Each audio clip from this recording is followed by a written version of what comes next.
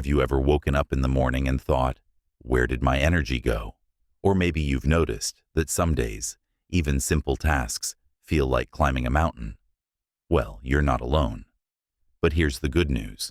What if I told you there are secrets to feeling more vibrant, more alive, and maybe even adding a few extra years to your life? Secrets borrowed straight from the world's oldest people, those living in the blue zones, where folks regularly celebrate their 100th birthdays with a smile.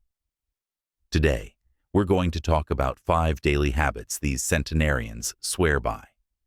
Habits you can start today, no matter your age. And the best part? None of them require a gym membership, a fancy diet, or turning your life upside down. They're simple, practical, and rooted in joy. So grab a cup of tea, settle into your favorite chair, and let's explore how small changes can lead to big, beautiful results. Let's start with the first habit. Move naturally. Now, I know what you're thinking. Exercise? Ugh, I've heard it all before. But hold on. This isn't about running marathons or lifting weights. In places like Okinawa, Japan, or Sardinia, Italy, people aren't hitting the treadmill. Instead, they're moving all day long without even realizing it. Gardening, walking to a neighbor's house, chopping vegetables, or even dancing while they cook. Their secret? They don't work out. They just live in environments that nudge them to stay active. You can do the same. Think about how to weave movement into your routine.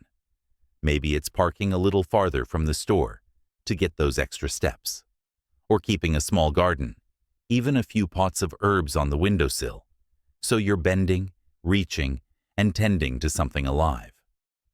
One of my neighbors, Martha, turned 82 last month, and she swears by her daily walk and talk with her sister around their neighborhood. They chat, laugh, and before they know it, they've covered 2 miles. The key is to make movement feel like life, not a chore. Now let's talk about the second habit. Live with purpose. In Okinawa, they call it ikigai, your reason to wake up in the morning. It doesn't have to be grand. Maybe it's volunteering at the library, teaching your grandkids how to bake your famous apple pie, or even caring for a pet. Studies show that having a sense of purpose can lower stress, boost your immune system, and even add years to your life. Take my friend Carl, for example. After retiring, he felt a bit lost until he started helping out at the local community center. Now, he teaches woodworking to teenagers twice a week. He says those kids keep him young, and honestly, you can see it in his eyes. He's got that spark. Your purpose might be different. It could be writing letters to old friends, joining a book club, or simply being the person who always has a kind word for the cashier at the grocery store. The point is, when you have something that makes you feel needed, it gives your days meaning. These first 2 habits, moving naturally and living with purpose, are like the foundation of a house. They're not flashy, but they hold everything else up. And the beautiful thing is, they're entirely in your control. You don't need permission or a special skill to start. Just take that first step. Literally. Now, let's keep this conversation going. We've only scratched the surface, and there's so much more to explore. Next up, we'll dive into how the world's oldest people nourish their bodies and souls in ways that might surprise you. But for now, why not pick one thing from today's chat and give it a try? Maybe swap 10 minutes of TV time for a stroll around the block, or think about what makes your heart light up. After all, today's a perfect day to start living a little differently, don't you think? You know, one thing I've noticed about the happiest, healthiest seniors I've met. They never seem to be in a rush to finish a meal. In fact, they savor it, like every bite is a tiny celebration. And that brings us to our third habit. Nourish with nature's bounty. Now, before you roll your eyes and think, here comes the broccoli lecture, let me reassure you. This isn't about strict diets or giving up your favorite foods. It's about leaning into what the earth provides, just like they do in the blue zones. Take the Greek island of Icaria, for example. Folks there live longer than almost anyone on the planet, and their plates are bursting with beans, leafy greens, olive oil, and herbs from their gardens. Meat. It's more of a guest star than the main event. Maybe once a week, and even then, just a small portion. But here's the twist. It's not just what they eat, but how they eat. Meals are shared, slow, and full of laughter. There's no guilt, no counting calories, just joy in the act of nourishing their bodies and souls. Now, I'm not saying you need to go full vegetarian overnight. Start small. Could you add one extra vegetable to your dinner tonight? Swap out that bag of chips for a handful of nuts or a piece of fruit. My cousin Edna, bless her, started blending spinach into her morning smoothie, and now she says she's got more energy for her weekly bowling league. The goal isn't perfection, it's progress. And if you're growing your own tomatoes or herbs, even better. There's something magical about eating food you've nurtured yourself. But let's not forget the other ingredient in these long-lived communities. Cultivate your tribe. In Sardinia, Italy, centenarians often live in tight-knit families, where grandparents, kids, and grandkids share meals, stories, and chores. They don't just have friends, they're deeply woven into each other's lives. Loneliness? It's practically unheard of. And science backs this up. Strong social ties can reduce the risk of heart disease, sharpen your mind, and even help you recover faster from illness. Now, I know what some of you might be thinking. Easier said than done. My old friends have moved away, or I'm not as mobile as I used to be. And I hear you. But connection doesn't always mean big gatherings or cross-country trips. It could be as simple as joining a weekly card game at the community center, calling a niece every Sunday, or even chatting with the same cashier at the grocery store every week. My neighbor, Harold, lost his wife a few years back, and he told me joining a birdwatching group saved his spirit. Those darn sparrows gave me a reason to get dressed in the morning. He laughs. The key is to find your people, the ones who make you feel seen, heard, and valued. And if you're thinking, but I've always been a loner, that's okay too. Even small, consistent interactions, a smile to a passerby, a wave to the mail carrier, can stitch you into the fabric of your community. After all, we're wired to belong. Now, these two habits, eating like the earth's your pantry and surrounding yourself with warmth, go hand in hand. Think about it. When was the last time you shared a meal with someone you love? That's not just feeding your body, it's feeding your heart. And isn't that what a long, vibrant life is all about? But we're not done yet. There's one more golden habit we need to explore, one that's all about slowing down in a world that never stops. So, let's take a deep breath together and get ready to discover how the world's oldest people find peace in the everyday.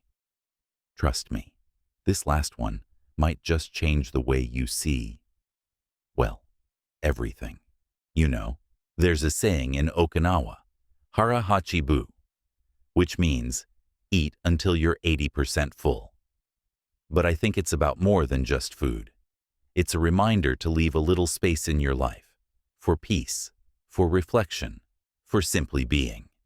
And that brings us to our fifth habit. Savor the silence. Now, before you think this is some mystical, complicated practice, let me tell you, it's the opposite. The world's oldest people have mastered the art of slowing down, even in the busiest of days. In places like Nicoya, Costa Rica, or Loma Linda, California, centenarians build little pockets of calm into their routines. For some, it's a daily prayer or meditation. For others, it's an afternoon nap in a hammock, or sitting on the porch with a cup of tea, watching the sun dip below the horizon. They're not chasing productivity or cramming their schedules. Instead, they're giving their bodies and minds time to recharge, like a gentle exhale after a long, satisfying day. Now, I know life can get noisy. Maybe you've got doctor's appointments, grandkids' soccer games, or a never-ending to-do list. But here's the thing. Stress isn't just unpleasant. It ages us. Chronic worry can chip away at our health, bit by bit. The trick is to find moments of stillness, even in the chaos. Could you start your morning with 5 minutes of deep breathing before the day kicks off? Or maybe take a gratitude pause while you're washing dishes, thinking of one thing that brought you joy that day. My friend Louise, she's 78, told me her secret is her rose garden. Every evening she spends 10 minutes watering the plants, listening to the birds, and letting her thoughts drift. It's like a reset button for my soul, she says. You don't need a garden, though. It could be knitting, listening to your favorite jazz record, or even sitting quietly with your eyes closed while the coffee brews. The goal isn't to eliminate stress entirely. That's impossible. But to keep it from owning you. And here's the beautiful part. When you slow down, you start noticing things. The way sunlight filters through the curtains in the afternoon, the sound of your grandchild's giggle, the smell of rain on pavement. These tiny moments add up to a life that feels rich, even when the years stack up. Now, let's take a step back and look at the big picture. We've talked about moving naturally, living with purpose, nourishing your body with wholesome foods, cultivating your tribe, and savoring the silence. These aren't just habits.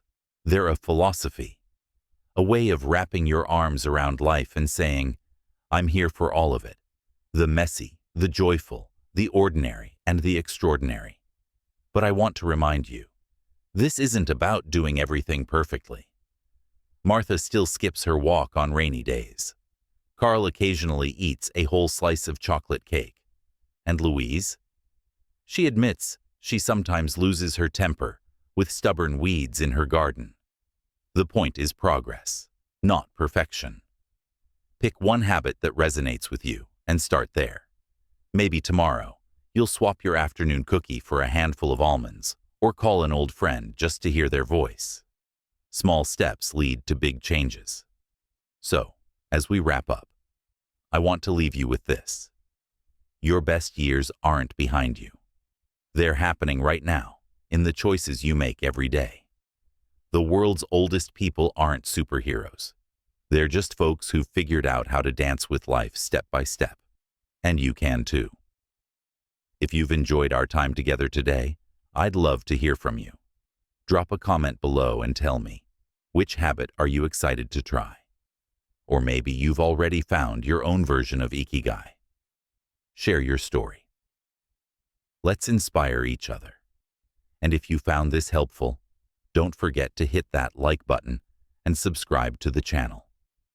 We've got plenty more conversations like this coming your way. Until next time, remember, every sunrise is a new invitation to live fully, love deeply, and savor the journey. Here's to your health, your joy, and the many adventures still ahead. Cheers, my friend.